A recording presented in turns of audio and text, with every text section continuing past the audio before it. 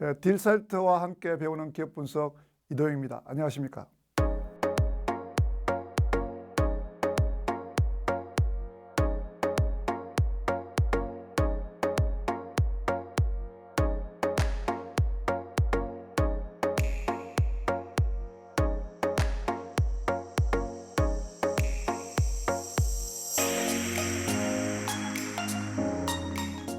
오늘은 자본에 대해서 학습해 보도록 하겠습니다. 자본은 우리 투자가들이 많이 알아야 될 과목 중에 하나죠. 배당이라든지, 그죠? 또 뭐 자기 주식. 이 대부분의 우리 투자는 자본을 통해서 주주가 이익을 얻게 됩니다. 그래서 자본은 굉장히 어떻게 보면은 투자자 입장에서 굉장히 관심을 가져야 되는 그런 과목이라고 할 수 있습니다. 먼저 이 학습적으로 우리가 자본이라는 개념을 정확하게 한번 짚고 넘어가도록 해보겠습니다. 자본 총계에서 부채 총계를 차감한 것이 우리가 자본이라고 합니다. 그 남는 잔여 지분을 우리가 자본이라고 이야기하죠. 이 자본이라는 용어는 일반적으로 주식회사의 형태를 기본적으로 하고 있습니다. 주식회사를 가정하고 우리가 자본이라고 이야기하죠. 주식회사가 아닌 유한회사라든지 사단법인이라든지 이런 기업의 형태는 우리가 출자금이라는 용어를 많이 쓰고 있습니다. 하지만 출자금이나 자본이나 어떻든 투자자가 회사를 가지고 있는 그 기업을 가지고 있는 주인이 자본을 된 것이라고 이야기할 수 있겠죠. 그래서 어떻게 보면은 채권자에게 우리가 회사에 대한 청구권을 가지고 있는 건데, 돈을 빌렸을 경우에. 그래서 이 정의는 채권자에게 회사 자산에 대해서 우선적 청구권을 인정하고 있다라고 보시면 되겠습니다. 예를 들어서 주주보다 채권자가 우선한다는 개념에서 자본이 이런 개념이 생겼다고 볼 수 있는 거죠. 그래서 우리가 자본은 자산 중에서 채권자를 먼저 몫을 챙겨주고 남는 금액이 우리가 일반적 주주의 몫이라고 하죠. 그래서 이것을 우리가 소유주 이론에서 소유지분, 오너스 이쿼티 또는 주주지분, 스톡홀더스 이쿼티라고 이야기합니다. 물론 이 자본은 자산에 대해서 기업 소유주의 지분 또는 청구권을 의미하지만 그렇다고 해서 기업의 특정 자산을 청구할 수 있는 것은 아닙니다. 기업 자산에 대한 어떤 추상적인 지분을 의미한다는 것을 우리는 알고 있어야 하겠습니다. 기업의 자산을 내가 어떤 주주가 가져갈 수 있는 청구권을 가지고 있다, 이런 것들은 아니란 얘기죠. 일종의 우리가 회계적 개념, 추상적 개념에서 우리가 접근해야 될 것 같습니다. 그래서 우리는 자본은 항상 자산 마이너스 부채, 즉 자산에서 부채를 차감한 후에 금액인 순자산을 우리는 자본이라고 이야기합니다. 결과적으로 자본이라는 것은 잔여 지분이기 때문에 자산과 부채의 금액이 결정이 되면은 자본은 자산 마이너스 부채로 해서 사후적으로 결정된다고 이야기할 수 있습니다. 주식에서는 자본, 또 주식, 유한책임, 이런 세 가지의 현저한 특징을 가지고 있습니다. 자본은 회사를 설립할 때 기초가 되는 그런 자산이죠. 회사 성립의 기초가 되고, 주주에게는 책임의 한계를 나타내 준다고 할 수 있고요. 채권자에게는 회사의 신용이나 담보의 기능을 한다고 우리가 볼 수 있습니다. 우리가 상법에서는 액면주식 한 주의 금액은 100원 이상으로 정하고 있었습니다. 과거에는 5,000원 이상 이렇게 됐는데 우리가 좀 더 액면 분할을 통해서 거래를 좀 쉽게 할 수 있게 됐죠. 금액이 지금은 기본적인 단위가 100원입니다. 최저 단위가. 그래서 우리가 잘 알고 있는 우리나라의 최대 기업인 삼성전자도 원래 액면가가 5,000원이었다가 1,000원으로 이렇게 액면을 나누었죠. 주식의 최저 단위는 기본적으로 100원이다라는 거죠. 그래서 하지만 회사는 정관에 정한다면은 주식의 전부를 무액면 주식, 즉 액면가가 없는 무액면 주식으로 발행할 수가 있습니다. 물론 무액면 주식을 이 정관에 정해놓고 발행하게 되면은 액면 주식, 즉 액면가가 있는 주식은 발행할 수가 없습니다. 그 액면 주식을 선택하든지 또는 무액면 주식을 선택하든지 둘 중에 하나만 할 수 있다는 것이죠.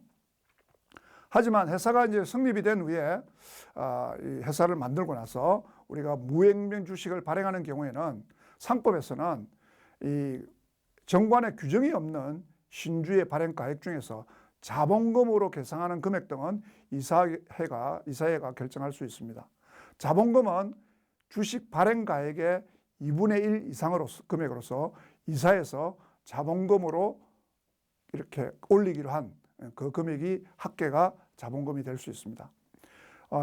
우리가 액면가로 정하는 경우에는 우리가 발행 주식 수와 액면가를 곱해서 우리가 자본금으로 계산할 수 있습니다.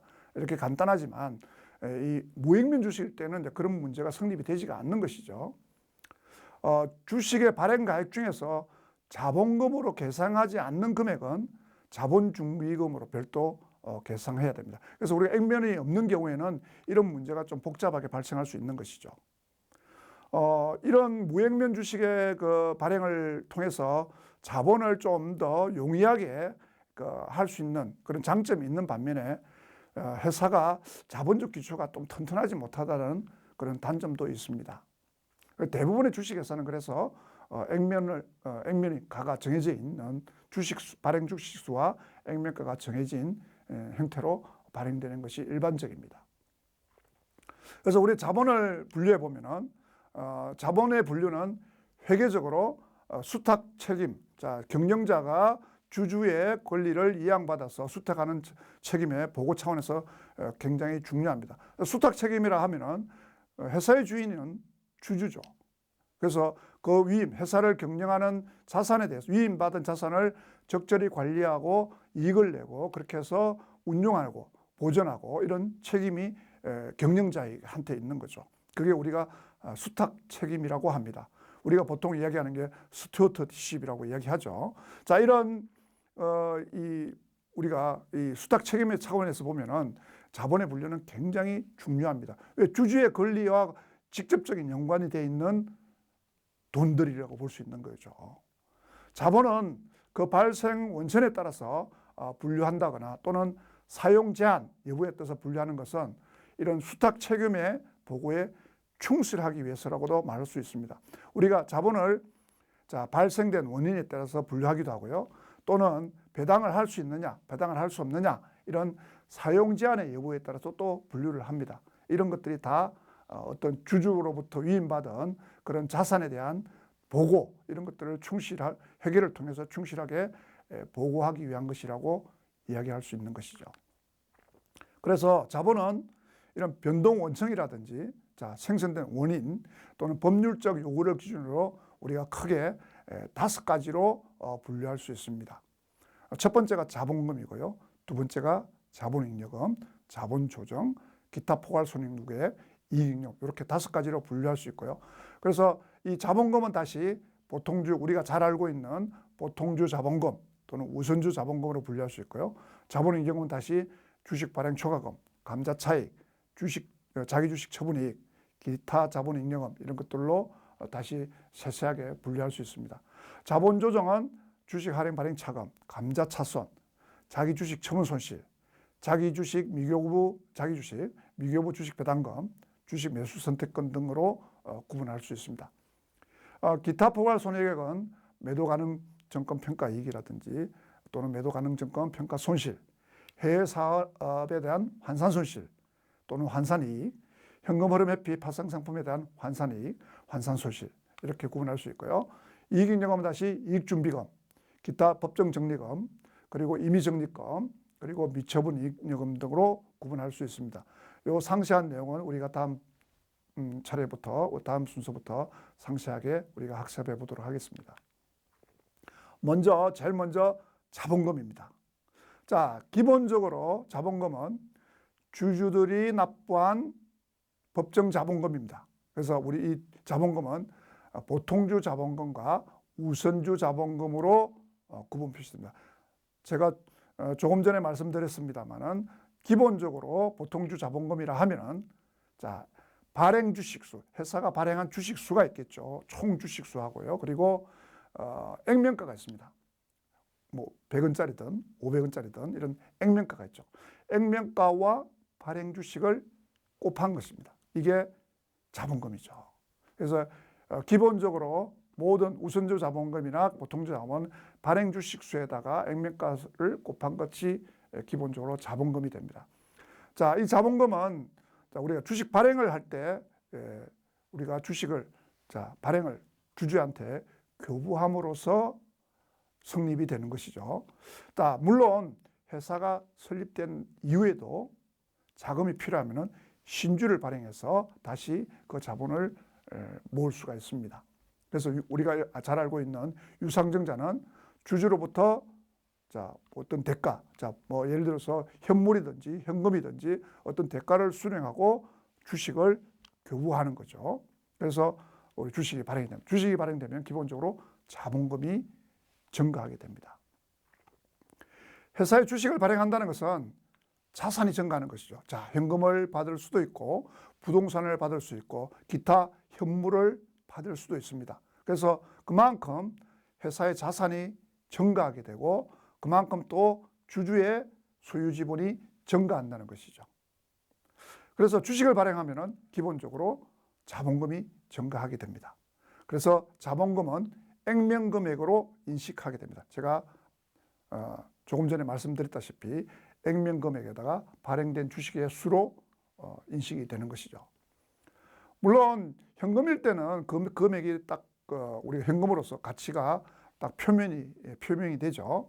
만일에 그런데 현물을 받을 때는 어떻게 되는가 하는 것이죠. 현물, 부동산이라든지 또는 기타 우리가 현물 자산으로 주주가 회사에다가 제공했다 이런 경우에 있죠. 이럴 때는 그 현물의 공정가치를 계산해야 됩니다. 공정가치라 하면 우리가 계속해서 학습했었죠. 어떤 지금 현재 시점에서 시장이나 어떤 거래되는 시장에서 매입할 수 있는 가격이라고 볼 수 있죠. 뭐 주식 같으면 우리가 주식 상장 거래소에서 그 거래소에서 거래되는 금액이 우리가 공정 가치가 될 수가 있고요. 현재에서 거래되는 금액. 부동산 같으면 부동산도 마찬가지 현재 거래되는 금액인데 우리가 대부분 부동산 같은 거는 감정을 통해서 실제 보통 하나의 감정을 하지는 않습니다. 우리가 부동산 같은 경우 공정가치 계산할 때는 보통 2개 또는 3개 이상의 감정을 통해서 평균적으로 그런 공정가치를 산정합니다. 그래서 그 공정가치의 금액이 발행되는 주식의 금액이라고 할 수 있습니다. 주식의 발행 금액과 액면 금액의 차이가 날 수가 있겠죠. 그래서 예를 들어서 지금 우리가 이렇게 볼 수 있잖아요. 삼성전자의 주식이 예를 들어서 지금 6만 원이다라고 하면은 액면가는 지금 100원이거든요. 100원짜리 주식을 6만 원에 발행하면은 100원만 자기 자본금으로 들어갑니다. 법정 자본금으로 들어가고 나머지 초과되는 자금은 뭘? 이것은 우리가 주식 발행 초과금, 자본잉여금으로 회계 처리하게 됩니다. 물론 더 낮게 발행할 수도 있겠죠. 낮게 발행되는 것은 주식 할인 발행 차금으로 결의됩니다. 그래서 우리가 액면 금액하고 실제 발행 금액이 차이가 나는 경우에는 초과될 때는 주식 발행 초과금, 무질할 경우에는 주식 할인 발행 차금이라는 항목으로 회계 처리를 하게 됩니다. 그래서 우리가 이런 항상 발행 금액과 액면 금액이 항상 일치하지 않는 문제가 항상 발생하기 때문에 우리 회계적으로 좀 복잡한 문제가 발생하기도 하죠.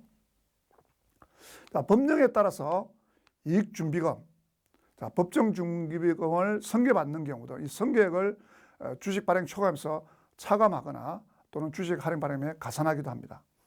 우리가 그래서 우리 화면에 보시면은 기본적으로 다시 정리를 해보시면 법정 자본금, 우리가 자본금이라고 하는 것은 한 주당 1주당 액면 금액에다가 총 발행된 주식 수를 곱한 것이 자본금이 됩니다. 그래서 발행 금액하고 액면 금액의 차이가 나는 경우에는 초과되는 발행 금액이 훨씬 많을 경우에는 우리가 주식 발행 초과금이 발생하는 것이고요. 만일에 액면 금액보다 발행 금액이 적은 경우에는 주식 할인 발행 차금이 생성되는 것입니다. 그래서 이것을 잘 기억해 두시면 되겠습니다. 그래서 우리가 그 거래 비용이 또 발생할 수 있습니다. 예를 들어서 지금은 거의 우리가 이 화면에 보시는 이런 주권, 주식의 권리를 증명하는 주권을 발행하지는 않습니다. 보통은 전자적으로 발행하기 때문에 과거에는 이렇게 인쇄된 주식 주권을 발행을 했거든요. 자, 그걸 발행하려면 이거 인쇄비도 들어가지 않습니까? 또는 수수료. 지금도 수수료가 들어가고 법률 자문이라든지 뭐 인지. 요 우리가 원래 이 주권을 발행하면은 국세청에 인지를 붙여야 됩니다. 그래서 이런 여러 가지 비용들이 발생하게 되죠.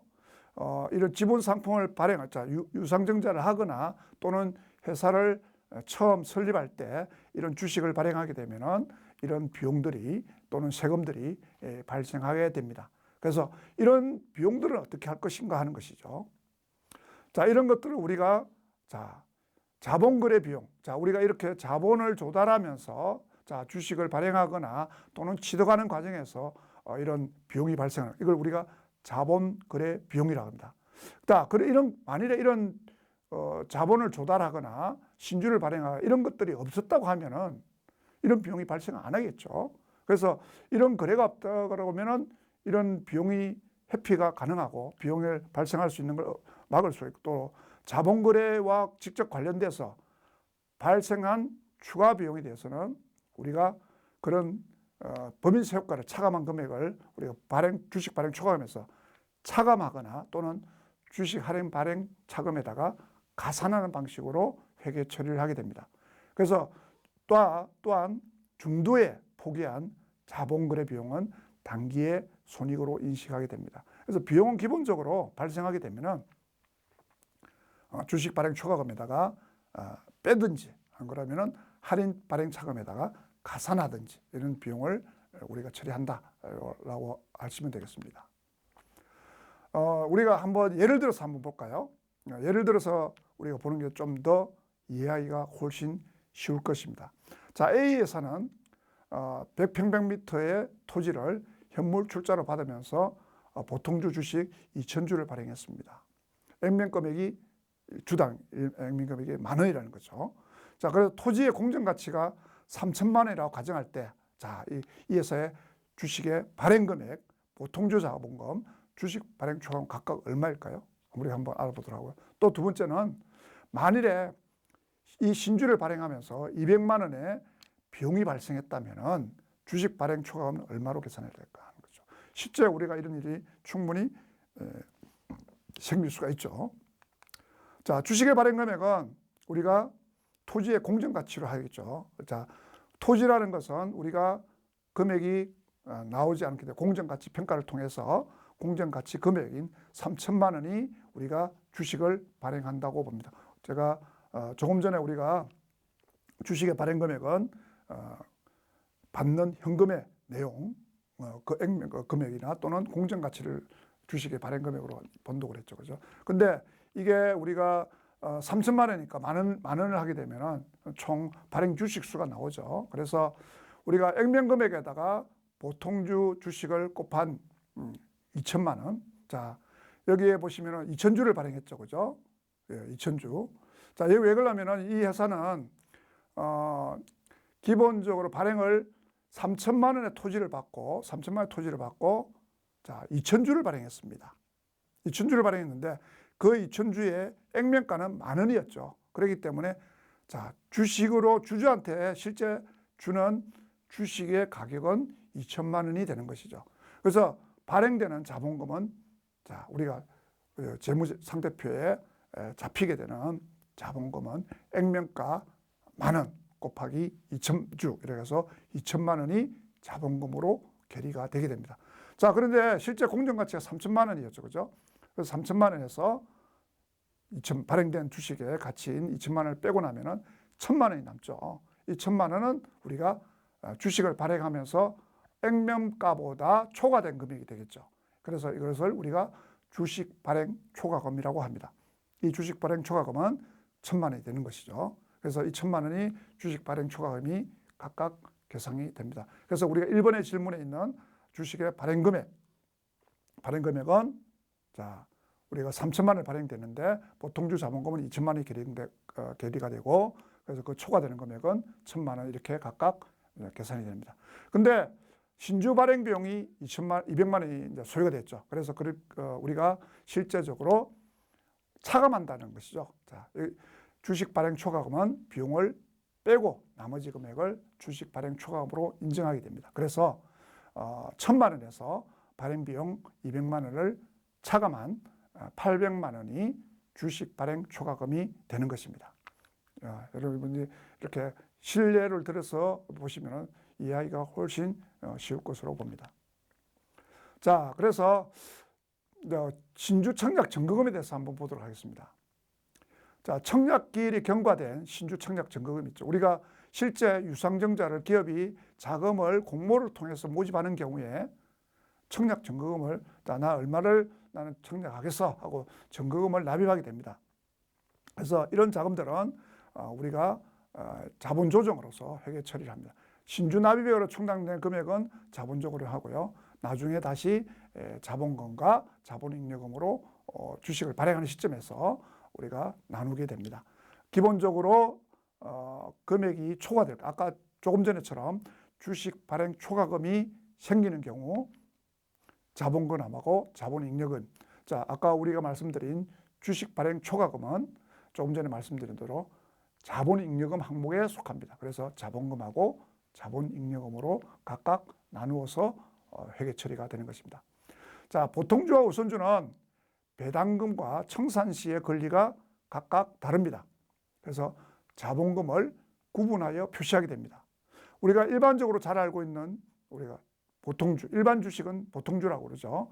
이런 보통주는 우선권을 구분하기 위해서 우리가 보통주라고 하는 것입니다. 우리가 주식하면 보통 일반적으로 보통주를 다 이야기하는 것이고요. 그런데 보통주는 우선주가 있는 경우에 보통주라고 이렇게 구분하는 겁니다. 보통주와 우선주를 구분하는 거죠. 우선주가 발행되지 않았다고 그러면은 우리가 주식이 바로 일부 다 보통주라고 얘기하는 거죠. 자, 근데 무의결권주가 있습니다.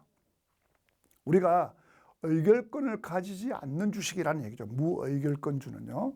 주주총회에서 내가 어떤 의사결정에 내 권리가 없다는 겁니다. 그래서 의결권이 없는 주식. 그 대신에 자, 의결권이 없는 대신에 배당에 이런 의결권이 없는 주식은 배당 우선주에 대해서는 발행이 가능합니다. 배당을 우선적으로 해준다는, 보통주보다도 우선적으로 배당을 한다는 것입니다. 자, 상한 주식은 뭐냐면요. 상환할 수 있는 주식입니다. 주주한테 돌려주는 거죠. 자, 근데 여기서는 중요한 게 뭐냐면은 이익으로서 상환한다는 것입니다. 회사의 자산을 가지고 그냥 상환이 되는 것이 아니라 이익이 난 범위 내에서 상환을 할 수 있다는 겁니다. 그래서 모든 상환 주식은 이익이 났을 때, 이익이 있을 때, 즉 이익잉여금이 있을 때 상환을 할 수 있다는 것입니다. 그 다음에 전환 주식은 다른 종류의 주식으로 전환할 수 있다. 자, 우선주가 보통 주식으로 바뀐다든지 다른 종류의 주식으로 바뀔 수 있는, 전환될 수 있는 주식을 우리가 전환 주식이라고 합니다. 그래서 이런 다양한 종류가 결국에는 무의결권주라든지 상한 주식이라든지 전환 주식은 다 우선주가 되는 것입니다. 우선주가 되고 그 나머지 일반 우선권과 관계없는 일반 주식이 우리가 보통주가 되는 것입니다. 그래서 기본적으로 자본금은 두 가지 우선주와 보통주로 구분할 수 있습니다. 자, 우선주를 한번 볼까요? 우선주는 기본적으로 어떤 우선권을 가진다는 것이죠. 우선권. 어떤 거에 대해서? 보통주에 대해서.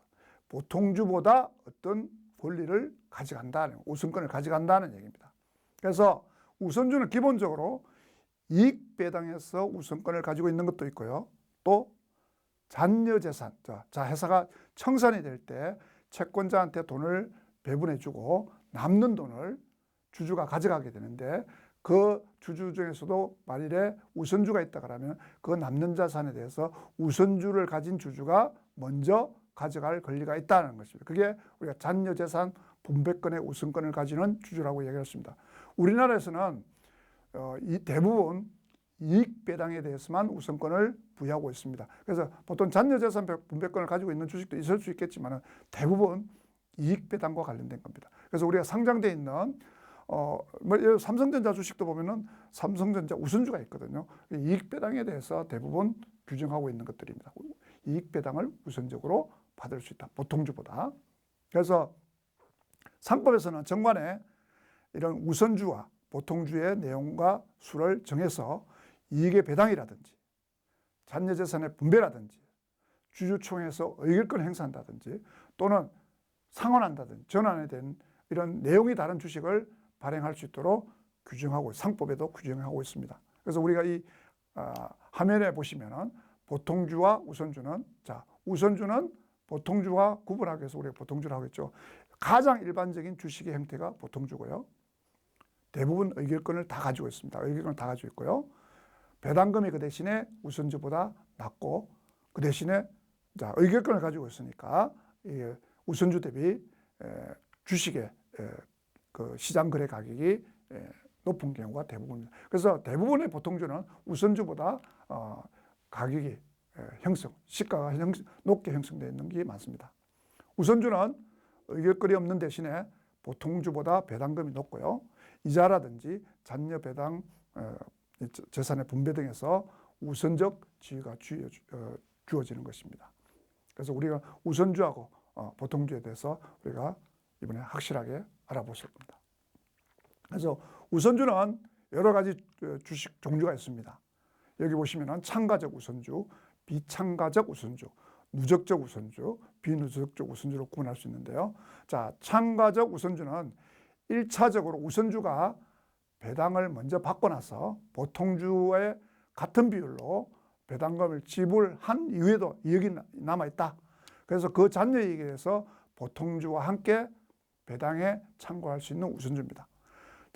비참가적 우선주는 우선적 배당만 받으면 그 남는 잔여이익에 대해서 더 이상의 권리가 없는 주식이 이 비참가적 우선주고요. 누적적 우선주는 배당금이 일정의 그 소정의 우선 배당률에 도달하지 못했을 때 그 부족한 배당금을 다음 연도, 차기 연도에 이익에서 우선적으로 받을 수 있는 권리가 부여되는 주식입니다. 비누적적 우선주는 배당금을 소정의 배당률만큼 받지 못하면은 그 부족 금액이 누적되지 않고 없어지는, 소멸되는 우선주라고 할 수 있습니다. 이런 주식의 상한에 관련된 여러 가지 주식이 있을 수 있습니다. 우리가 보통 보면은 우리가 RCPS라고 상한 우선 주식이죠. 예. 이런 상법에서는 정관에서 정하는 바에 따라서 회사의 이익으로서 소과할 수 있는 여러 가지 종류의 주식을 발행할 수 있습니다. 이럴 경우에는 상환 가액이라든지 상환 기간이라든지 상환 방법, 상환의 주식수를 정해야 됩니다. 기본적으로 제가 상한 주식은 이익으로서만 상환할 수가 있습니다. 이익으로서만. 즉 배당을 받을 수 있는 이익을 가지고 주식을 상환하는 것이지 회사의 자산을 가지고 하게 되면 어떻게 회사의 자산을 가지고 상환한다고 하면은 어떤 문제가 생길까요? 채권자가 회사에다가 돈을 빌려줬는데 그 자산을 주주한테 먼저 배당을 해버리면은 채권자는 돈을 회수할 수 없게 되는 것이죠. 그래서 채권자의 권리를 보장할 필요가 있겠죠. 그래서 우리는 일반적으로 주식회사, 법인은 채권자에 대한 권리가 우선합니다. 그 다음에 주주의 권리를 인정해 주는 것이거든요. 그래서 채권자에게는 기본적으로 이 상한 주식인 경우에는 불이익이 없다고 볼 수 있죠. 왜? 나중에 채권자에 먼저 주고 상환을 하는 것이기 때문에. 그래서 이 주식의 모든 상환 자금을 주주의 배당금으로 생각하면 됩니다. 그래서 배당금으로서 상환할 수 있다라고 보시면 될 거예요. 배당 가능한 이익의 범위 내에서. 상한 주식을 상환하려면 배당 가능이 있어야 하는 것이 당연한 것이고요. 상한 주식을 상환하면 결국 주식이 감소하겠죠. 그죠? 그래서 우리가 어떻게 보면 주식을 상환한다는 것은 배당금을 지급하는 것하고 같은 효과를 볼 수 있습니다. 그래서 기본적으로 주식을 상환하면 자본금이 감소하는 그런 영향을 미치게 되겠죠. 그래서 주식을 상환하면은 자본금이 막 변동이 엄청나게 생기면 안 될 거 아닙니까? 그죠? 그래서 IFRS 회계에서는 이 상한 주식을 보통 보면은 자본으로 인정하지 않습니다. 상한의 조건이 붙어 있는, 명확하게 붙어 있는 경우에는 우리가 일반적인 우선주는 우리가 등기를 하지 않거든요. 근데 이런 상한 조건, 채권의 성격이 강한 주식은 우리가 등기도 해야 되고요. 또 이 상한할 때 우리가 상한 조건이 붙어 있기 때문에 채권으로 인정해서 자본이 아닌 그러니까 부채로 인식하게 됩니다. 그래서 부채로 계례하는 경우에 IFRS에서는 보고 있습니다. 그래서 예를 들어 우리가 계리 처리 어떻게 하냐면 상한 주식을 상한하면은 자, 현금이 기본적으로 주주한테 교부가 되겠죠. 그래서 자기 주식이 일단 감소하고요. 자, 상한 절차가 완료가 되면은 자기 주식이 없어지고 상한 주식 상한액이라는 이런 이익잉여금의 처분 항목이 이익잉여금이 감소하는 이익잉여금을 처분하는 그런 항목이 발생합니다. 즉 이익잉여 범위 내에서 상한이 되기 때문에 결국 이익잉여금이 감소하는 것이죠.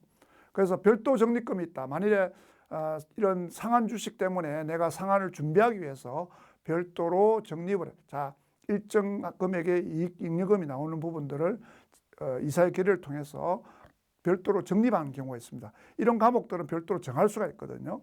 상한 주식, 상한 적립금이라는 항목으로서 별도로 모아놓은 경우에는 자 그래서 자기 주식을 대변에 없애주고 차변에 상한 주식, 상한 적립금을 통해서 이 자본금을 감소시키게 됩니다.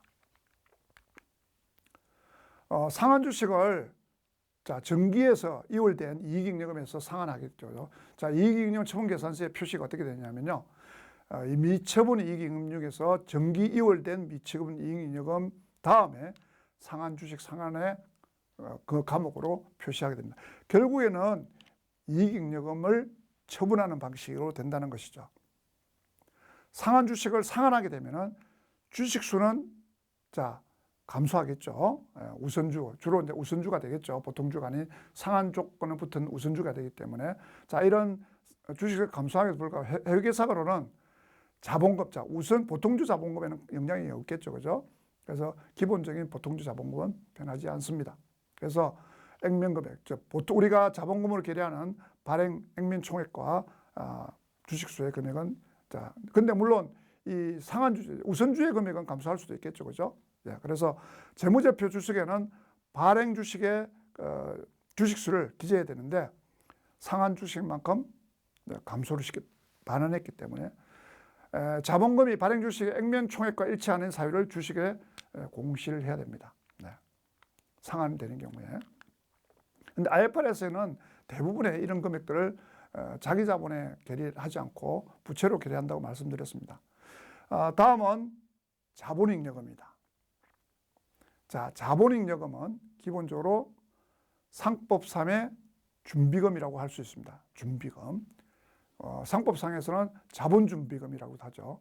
적립이 강제되고, 자, 이익이 나면은 강제적으로 일정 금액을 적립해야 됩니다. 또는 사용을 마음대로 할 수가 없습니다. 그래서 사용도 제한이 되는 이런 주식 발행 초과금, 감지 차익 등이 있습니다. 제일 먼저 우리가 가장 많이 볼 수 있는 주식 발행 초과금을 보도록 하겠습니다. 조금 전에 우리가 주식을 발행할 때 액면 금액 이상의 금액으로 발행되는 경우에 주식 발행 초과금이 발생된다고 말씀드렸습니다. 그래서 이 주식 발행 금액을 초과하는 금액, 나머지 금액, 액면 금액을 차감한 금액이 되겠죠. 물론 비용이 있는 경우에 비용을 차감하게 됩니다. 예를 들면은 여기 A 주식회사가 2024년 12월 5일 유상증자를 실시했습니다. 그래서 보통주 자본금이 10만 원이 증가했다고 가정해 봅시다. 이 중에 신주 발행비가 2만 원이 발생했습니다. 주식의 발행 금액이 자 우리가 신주를 발행한 비용을 차감한 금액이 30만 원. 자 발행 금액을 30만 원을 발행했고 자 또 우리 액면 금액보다 낮은 5만 원으로 발행했을 때 각각 또는 액면 금액을 발행했을 때 각각 회계 처리가 어떻게 되는지 한번 보도록 하겠습니다. 자 A 주식회사는 2024년 12월 5일 유상증자를 실시했습니다. 이로 인해서 보통주 자본금이 10만 원이 증가했습니다. 신주 발행 수수료 등의 그런 신주를 발행하기 위한 비용이 2만 원 발생했다고 가정하겠습니다. 자, 이때 주식의 발행 금액은 다르다는 것이죠. 자, 신주를 발행하기 전에 금액이 자, 30만 원일 경우하고, 자, 액면가인 그대로 10만 원인 경우하고요. 또 5만 원인 경우, 자, 금액을 액면가보다 낮게 발행하는 경우, 이렇게 각각 발행했을 때 회계 처리가 어떻게 되는지 한번 보도록 하겠습니다. 먼저 액면가보다 우리가 높게 발행한 30만 원 발행한 거죠. 자, 현금이 얼마 들어왔을까요? 비용을 차감한다고 그랬죠. 그죠? 그런데 우리가 비용이 2만 원이 발생했었습니다.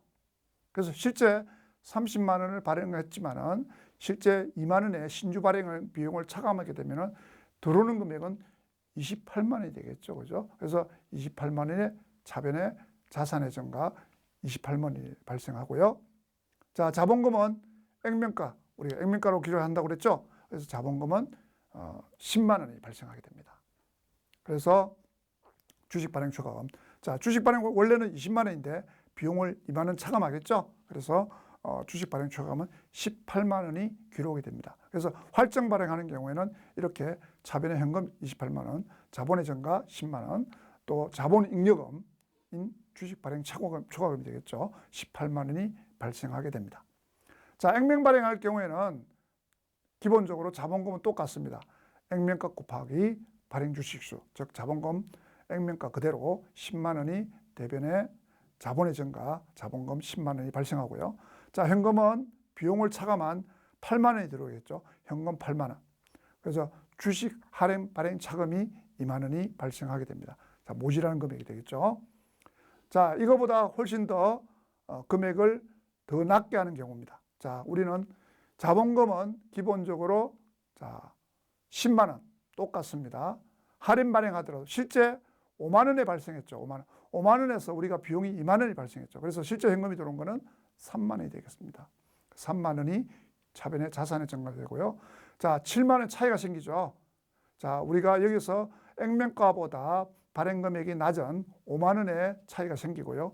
발행 수수료, 신주 발행비의 비용이 2만 원이 더 생기죠. 그래서 총 7만 원의 주식 할인 발행 차금이 발생하게 됩니다. 자, 이렇게 해서 우리가 계리가 되는 거죠. 자, 액면가보다 높은 경우, 낮은 경우, 액면가하고 똑같은 경우에 각각의 회계 처리가 어떻게 되는지를 우리는 봤습니다.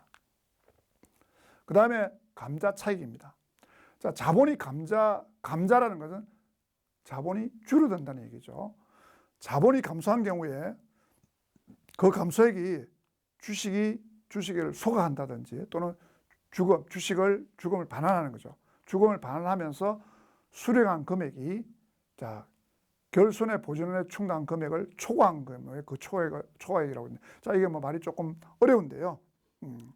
예를 들면은 감소되는 자본금이 있겠죠. 기본적인 감소되는 자본금이 주주에게 상환되는 금액보다 큰 경우에 그 금액이 감자차익입니다. 자, 이 내용이 조금 이해가 안 되시는 분도 있을 수가 있는데요. 이렇게 생각하시면 되죠.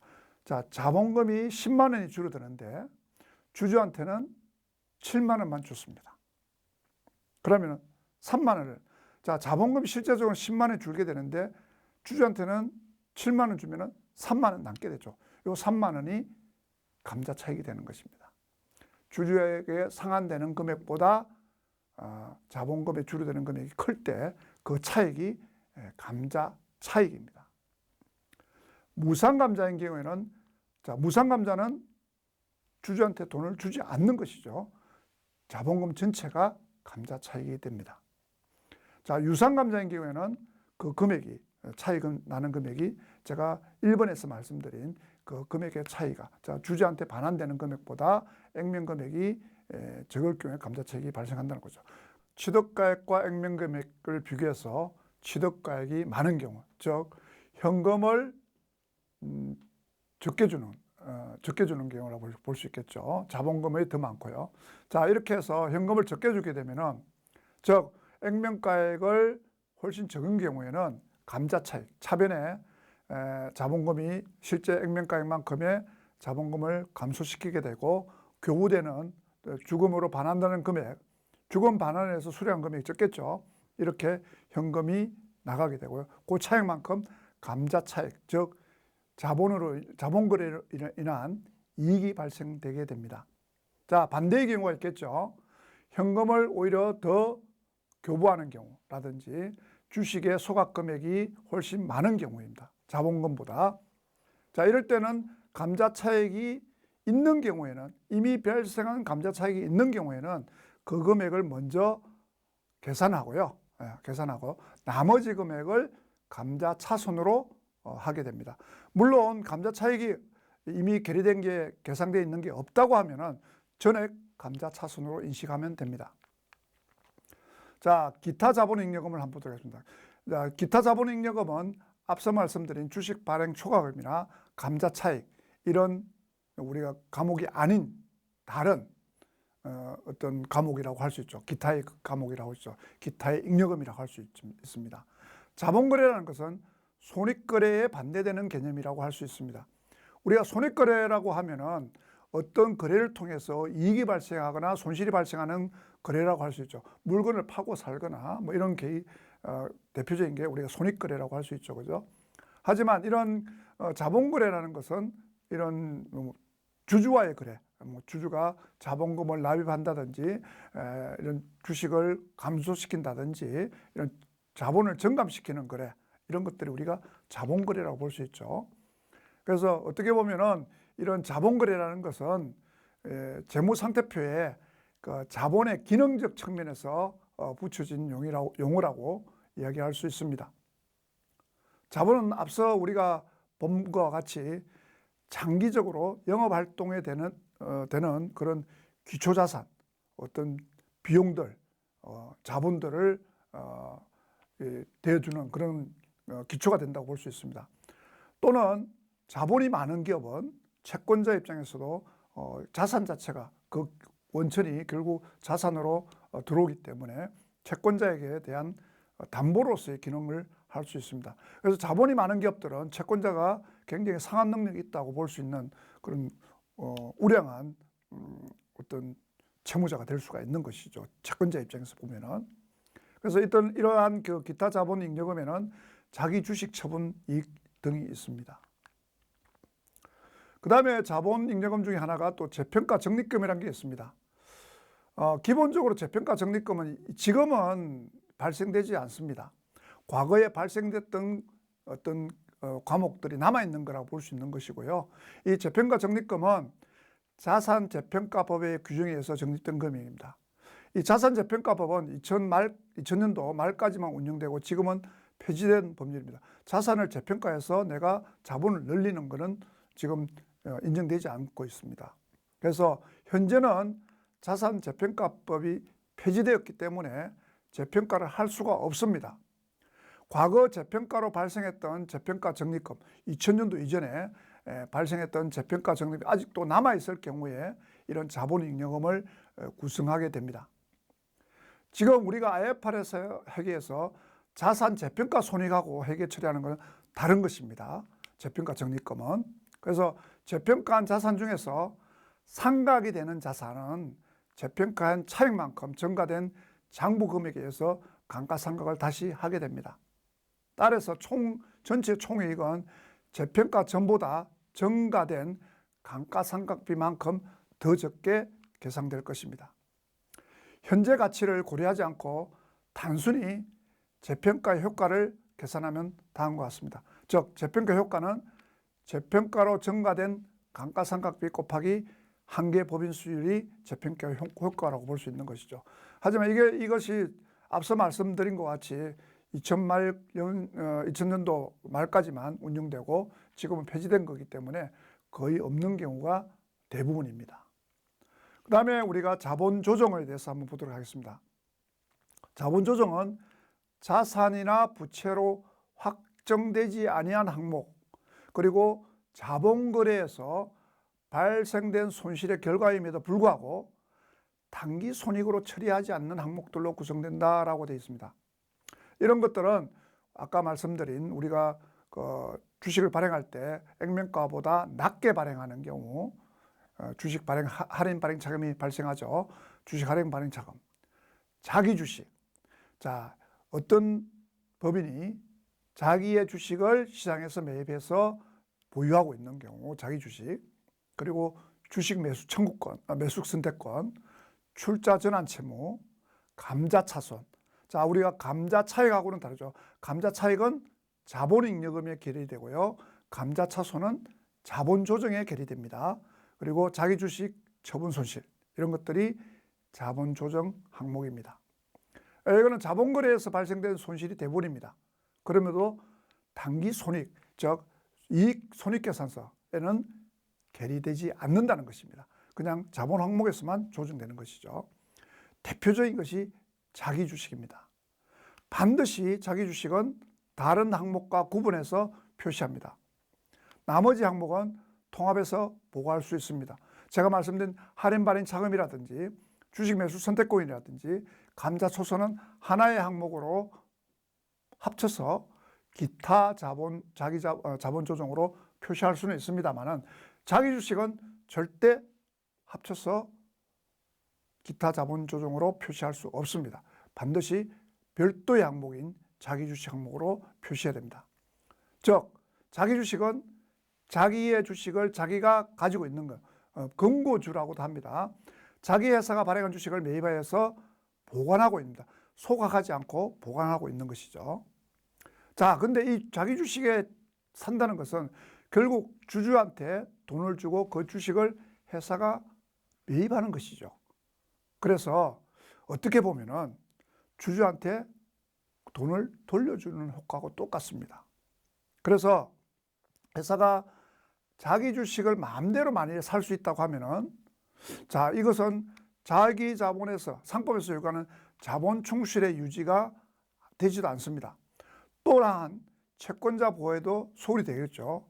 그래서 기업 소유주가, 자, 최대 주주가 자기 주식을 사게 되면 우리가 주가를 올릴 수가 있겠죠.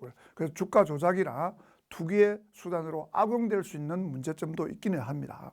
그래서 기본적으로 주주한테 돈을 돌려주는 행위다라고 볼 수 있습니다. 그래서 주주한테 돈을 돌려주게 되면은, 자, 주식수가, 시장에서 유통되는 주식수가 감소하겠죠. 그래서 주가가 상승하는 효과가 있습니다. 그래서 일반적으로 자기 주식을 매입하게 되면은 주가가 상승하는 것이죠. 소각을 하게 되면 완전히 없어지는 것이죠. 그래서 더욱더 주가가 상승할 수 있습니다. 그래서 여러분들이 이런 자기 자본 조정, 자본 조정은 우리가 유심히 봐야, 자, 주가가 어떻게 변동될 것인지, 자기 주식의 처리가 어떻게 되는 것인지, 이런 것들은 주가에 큰 영향을 미치게 됩니다. 자, 이상 자본에 대해서 오늘 학습해 보았습니다. 여러분 모두 수고하셨습니다. 감사합니다.